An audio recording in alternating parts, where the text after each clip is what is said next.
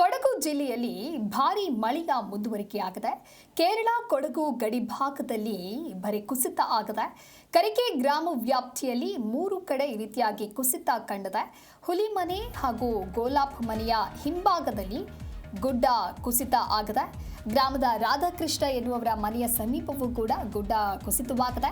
ಕರಿಕೆ ಗ್ರಾಮದಲ್ಲಿ ಸದ್ಯ ಆತಂಕದ ವಾತಾವರಣ ಸೃಷ್ಟಿಯಾಗಿದೆ. ಸ್ಥಳೀಯರು ಎಚ್ಚರಿಕೆ ವಹಿಸುವಂತೆ ಅಧಿಕಾರಿಗಳು ಕೂಡ ಈಗ ಮನವಿಯನ್ನ ಮಾಡಿಕೊಂಡಿದ್ದಾರೆ. ಕೊಡಗು ಜಿಲ್ಲೆ ಕೊಡಗು ಭಾಗದಲ್ಲಿ ಕಳೆದ 3-4 ದಿನಗಳಿಂದಲೂ ಕೂಡ ಧಾರಾಕಾರವಾಗಿ ಮಳೆಯಾಗ್ತಾ ಇದೆ. ಮಳೆಯ ಪರಿಣಾಮವಾಗಿ ಅಲ್ಲಿನ ಜನಜೀವನ ಕೂಡ ಅಸ್ತವ್ಯಸ್ತಗೊಂಡಿದೆ. ಒಂದು ಕಡೆ ಗುಡ್ಡ ಕುಸಿತ ಆಗ್ತಾ ಇದೆ. ಇನ್ನು ತೀವ್ರವಾದಂತಹ ಮಳೆಗೆ ಅಲ್ಲಿನ ಜನರಿಗೆ ಬಹಳಷ್ಟು ಸಂಕಷ್ಟ ಆಗ್ತಾ ಇದೆ.